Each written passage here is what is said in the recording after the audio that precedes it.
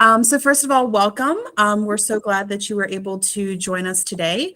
We're going to go through, there's going to be a total of 5 sections. The first section that we're going to talk about is just overall team information. And then we'll go through each subject area. We'll have a point in time after every section for any questions that we can answer for you. So we're going to go ahead and get started. So first off, my name is Andrea Murdick. I teach social studies. I'm Denise Bitzes, Language Arts. I'm Mark Moldovan. I am Science. And we have another teacher, Taylor Park. She is our math teacher, but she is out for right now. So I will also be presenting her math slides for her today.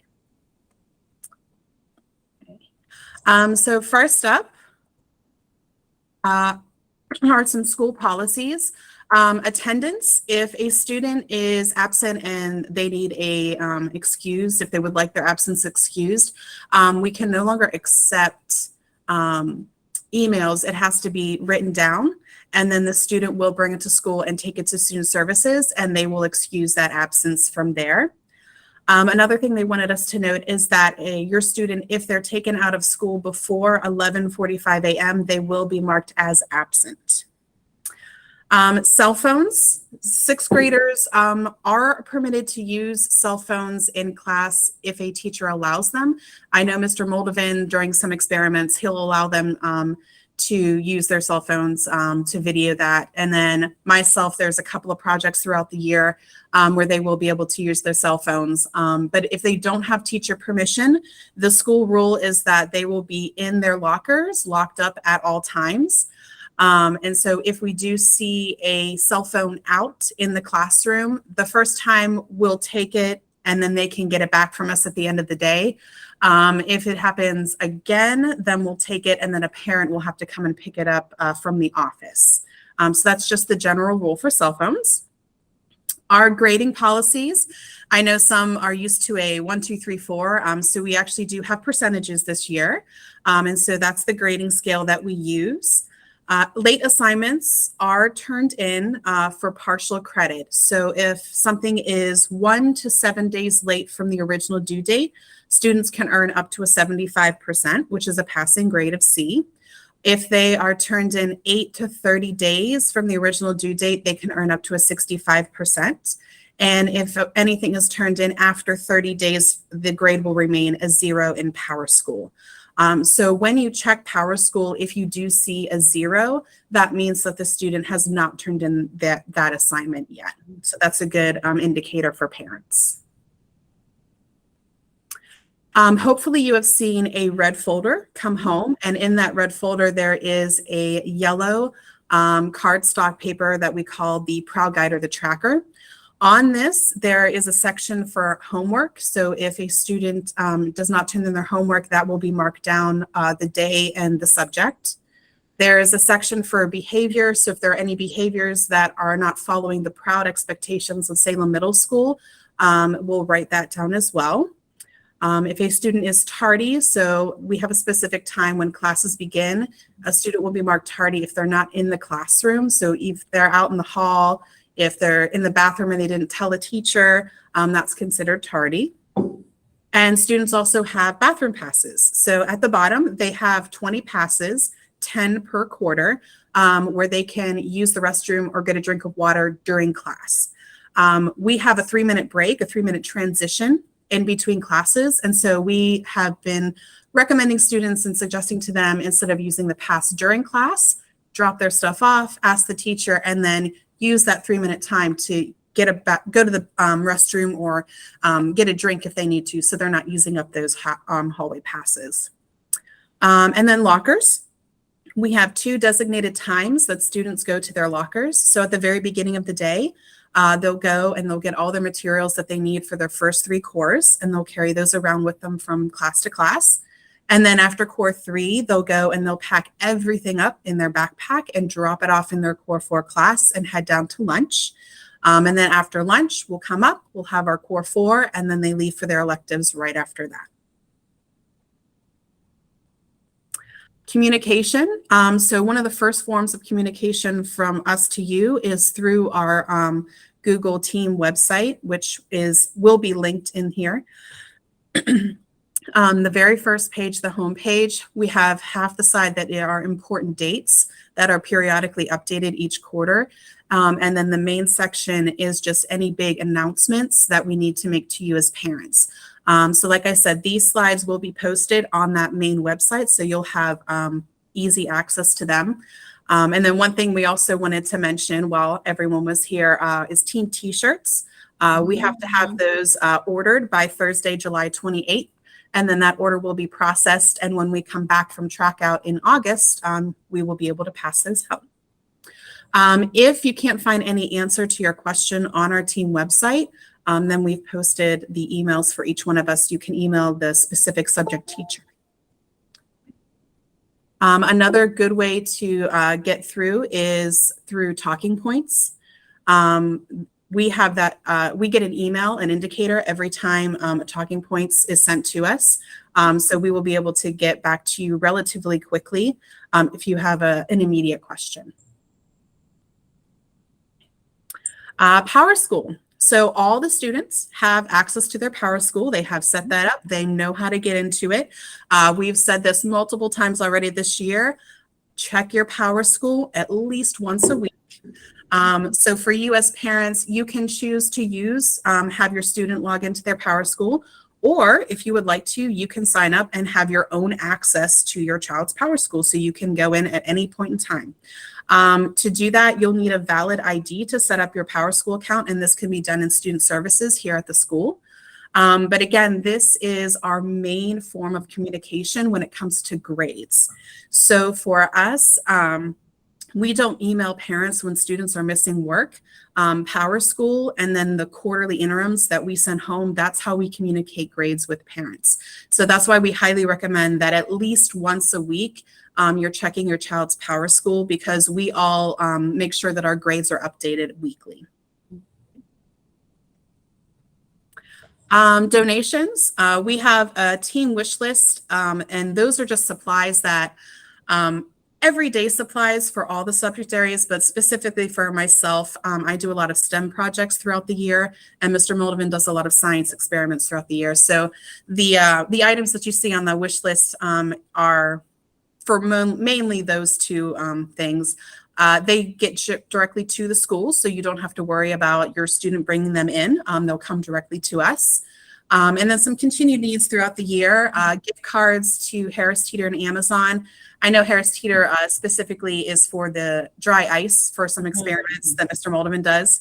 And then tissues, Clorox wipes, and pencils. Those are always some need restocked throughout the year. We try to keep the rooms clean. We need those Clorox wipes. Yeah, we do. So we'll just take a little pause here. Is there any questions, any clarification that anyone needs? I just had a question. I was wondering for that power thing, the PowerPoint thing, what's Power School? Power School? Yeah, Power School thing. Is that already set up? Because I signed up first day of, when I came in. So I don't know, I haven't gone on there yet, but is it all set up? Because I did give them my information, but I didn't get anything back. Yes, if you've already given them the information at Meet the Teacher, then it should already be set up for you. Okay. How do you access that? You should have your own individual login information when you go into Power School. Oh, okay, and that's So on your website, right? Well, if they didn't give you that information, I would call the school to check on that information. Yeah, I'd call the main office. Okay, perfect. Because unfortunately, that's not something that we have access to. Okay, all right. Okay, no, gotcha. Thank you. Sure. I have a question, if I may ask. So this is in regards to the locker policy and the extra bag. So, I understand they get to go to the locker twice. And so are they just allowed to use their regular backpack? Because no, we have a drawstring bag that they can put their stuff in. We haven't really seen hardly anyone using the drawstring bag. They've just been carrying everything in their binder from class to class. So but for the first half, they can't have their backpack, but then the rest of the day, they have to have their backpack. Well, we have them pack up after core 3 and drop their stuff off. And so they'll have their backpack in their core 4. And that's because right after core 4, they go straight to their electives and they don't come back up here. So just to Okay. help minimize with the transition, we have them pack up before they go to lunch, so we're not taking the time away from core classes. Okay. All right. Thank you. Sure. Any other questions before we move on? Okay. So next up, so track 3, we have our own counselor. Normally it would be Mr. Savalescu, but he is on parental leave until January. So Miss Benson and Miss Dixon will be our go-to people for any 504 questions that you have, any social and emotional questions that you may have with students. Those are going to be your contact. And then once we come back after January, it will be Mr. Savalescu. Okay, so we're going to start with math. So our math teacher is Miss Park. This is her 7th year teaching 6th grade math and her 1st year here at Salem. With Math 6, there are 8 units that they go over. And with Math 6 Plus, there are a few more units that they squeeze in there. There are a total of 12 units.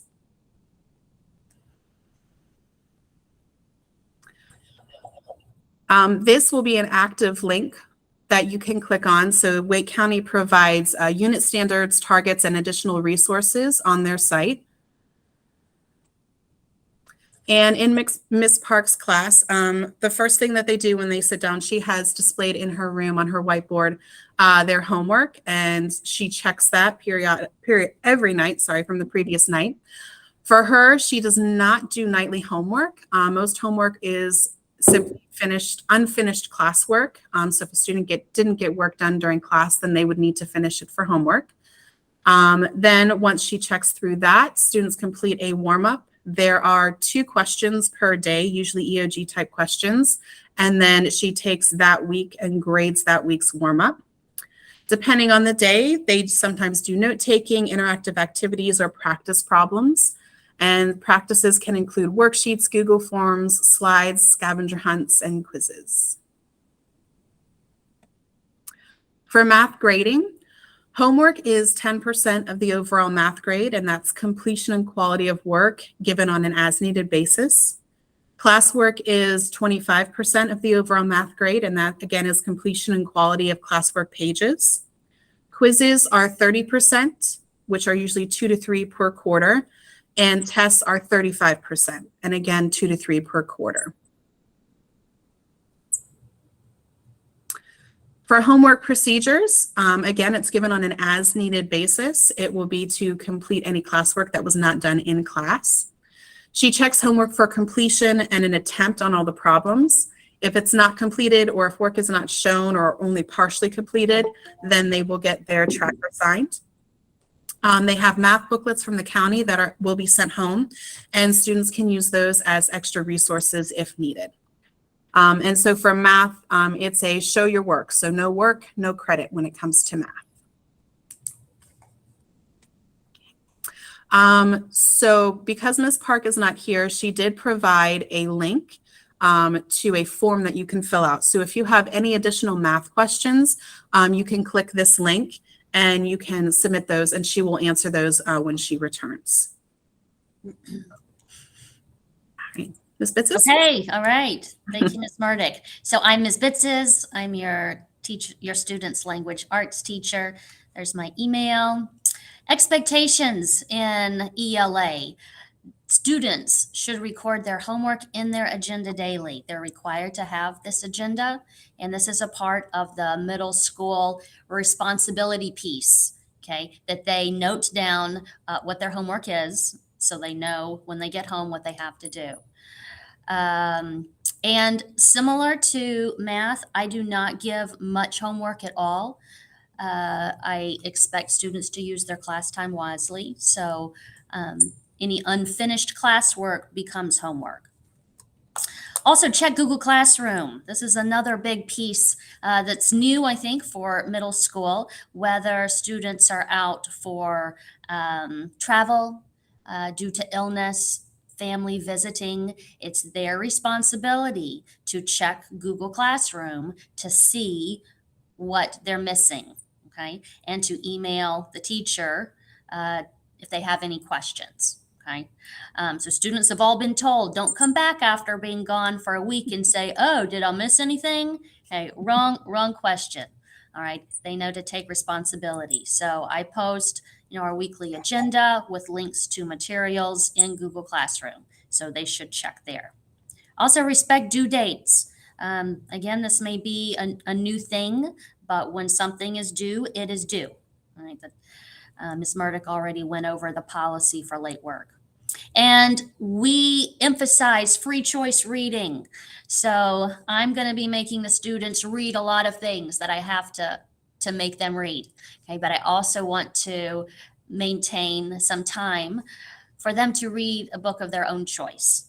All right, want to inspire that love of reading, and free choice reading is one way we do that. So the students know that they should have a book with them at all times. Doesn't matter where the book comes from. They may check out, I've got an extensive in-class library they're welcome to borrow from. Of course, the school library is much larger. They're always welcome to check out from there. And Wake County Library, Barnes and Noble, wherever. Okay? But they need to have a book with them. Okay. Just briefly, units of study, quarter one. These are our anchor texts. Right now, your students should be coming home talking about elements of genre and talking about sci-fi stories and realistic fiction. So we're starting out with some very basic foundational topics like theme and plot. And then after we come back from track out, we're going to dive into the hero's journey motif, and the students will write their own story, short story, following the hero's journey. And that will be quarter one. We can keep going. Okay. All right. ELA grading is just the same as math in terms of weighting. 35% will be tests and projects, 30% quizzes, 25% classwork. They work hard in class. I want to recognize that. And then 10% homework. And this will only be the read theory assignment that is due every Friday. And if you have not heard of read theory, you need to ask your child, because read theory is a program. It's very accessible, very user friendly. It works at the same pace, or at the it meets the students where they are and challenges them higher. And it's a great reading comprehension tool. And students, they can do it anytime, at home, in Spartan time, in class if they're done with their work. And they are to complete 3 quizzes, okay, pass at 70% or higher by Friday. And that's the minimum. I have lots of students wanting to do more. But read theory will comprise that 10% homework grade. Okay, any questions? Questions at this point?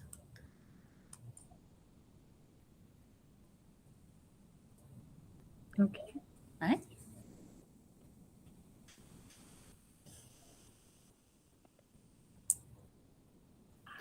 Hey, that's me. Yeah. Hi, I'm Mr. Moldavin, and I'm Mark Moldavin, and obviously I teach science. They changed the wording, but the curriculum's still the same. We're going to be doing scientific method all the way up to Space Invaders. Basically, our curriculum covers all of Earth, and that's a wide variety of stuff. You probably already heard your child coming home saying we've done labs.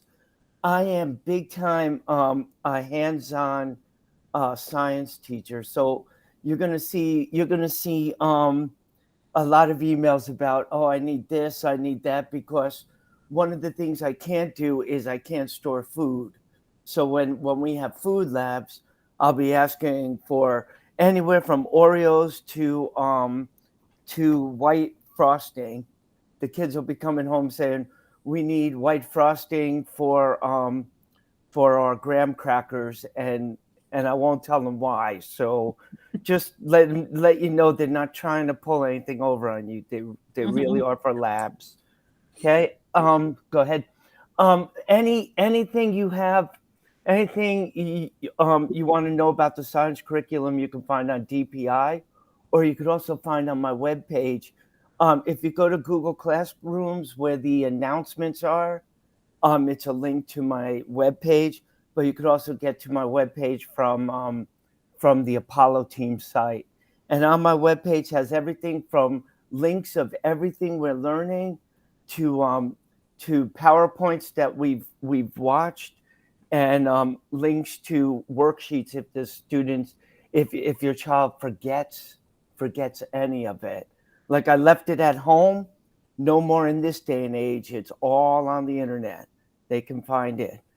Okay. And my homework policy is the same as what you already heard. If it's late, they got points for it.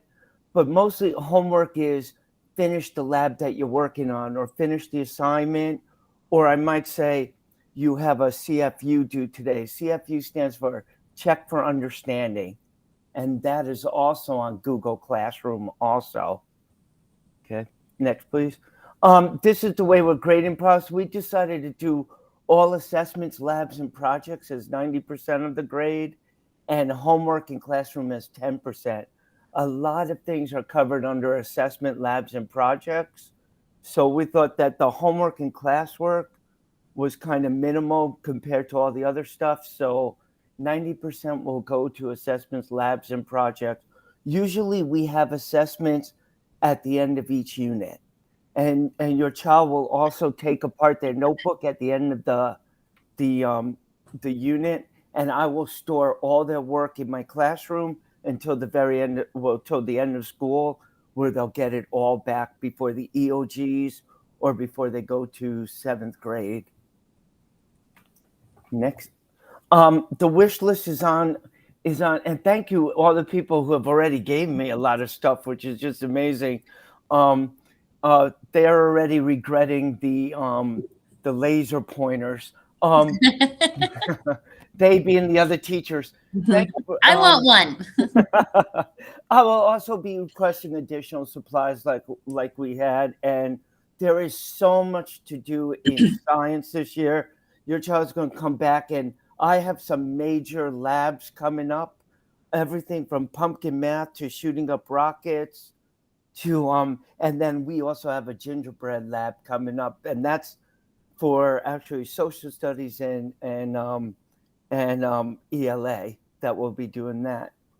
Okay, and your support is so needed.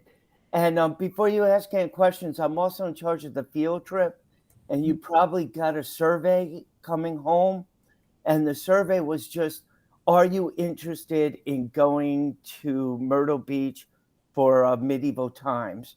I've gotten the okay that we could start the field trip, but I still have to get approved for it. But I didn't want to do all the work till I found out if the parents are okay with us doing that. All right, and that's about it. Do I have any questions for any of us? For the medieval times, would that be something like the kids will have to stay overnight? No. It goes. We catch the charter bus at 7:30, and we'll be home by 5:30. So I'll be sending permission slips and times and agendas so we can figure out how to get these kids home. Okay, yeah, that sounds like fun. It does. And I've already done this field trip before. It's really, the kids love it. The kids love it. Okay, we're going to move on to social studies. So again, I'm Andrea Murdick. This is my 15th year of teaching and my 6th year teaching 6th grade. I've taught language arts and social studies both. I kind of bebop between two of them. But social studies and history is kind of where my passion lies. So I'm happy to be back in this area. For me, grading policies. So for social studies, 50% of the grade are what we call major assignments. So any tests and projects. 35% are minors, which are quizzes, any mapping activities that we do, and classwork assignments. And our last 15% are what we call skills. So we do notebook checks and then just staying organized and participating in conversations that we have in the classroom. Late work, I kind of already went over this. So we put a 0 in PowerSchool if there is a missing assignment, and they can earn up to a 75% if it's turned in 1 to 7 days from the original due date, a 65% 8 to 30 days from the original due date, and if it's turned in after 30 days, the grade remains a 0. In social studies, we have what's called reworks. So if your child earns below a 70% on an assessment, and they didn't rush through the assessment and they actually took their time, then they have the option to redo that assessment once. They'll have to email me so that I can approve it and open up the assessment to them again. And then they will have 1 week to turn that in for an updated grade. So for myself, our classroom routines, we come in, we'll kind of go over what the lesson is going to be about for that day. If there's any, again, homework for me is just like everybody else. It's only if there is a test to study for, or if they didn't finish something that was done in class. So for me, the most homework is going to be study guides and finishing up projects that are due. We study the ancient civilizations. So right now we're in geography, and we're going to move into the major world religions. And then we're going to jump right into it, into Egypt and Islamic expansion, Greece, Rome, West Africa. We go into the Middle Ages as well. So we kind of also align with language arts. So they'll get Middle Ages, not only from there, but from social studies as well. Go into Japan and Korea, and we end the end of the year with the ancient Americas.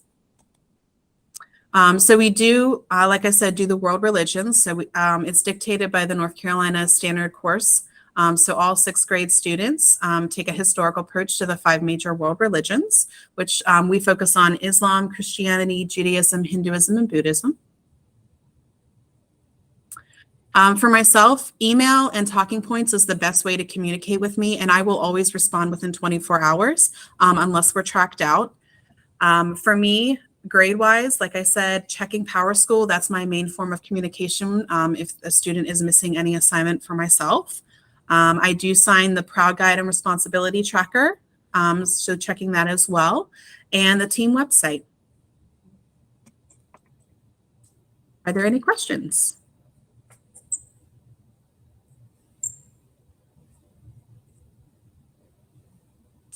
Okay. Oops, sorry. So we just have one more short video. This is for the Math and Language Arts Essentials. So if your child is not in one of those classes, then you are free to leave. Unless you have any additional questions, then please feel free to stay and we will answer any questions that we can. But if you are leaving, thank you so much for coming and participating. And again, if any other questions pop up, please feel free to email us at any time.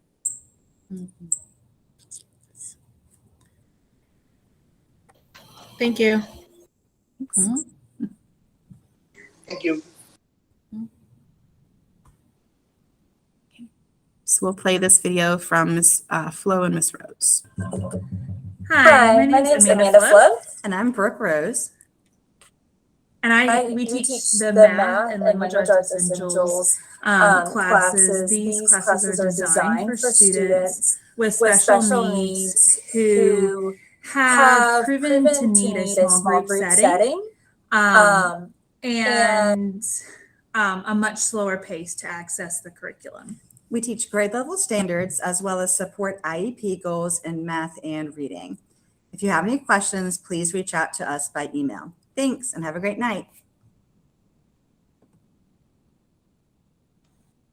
Okay. I'm going to stop presenting. Okay. So like I said, we'll be posting the slides that we just went through on our team website. So you'll have access to those and all of the hyperlinks in them at any point in time. And then if there are any questions, we can answer those now. I do have a question, please. Can I hear me? Yes. Okay. I'm still confused. We're brand new, and I'm not quite sure. Is Power School for the kids also, like they have access to Power School?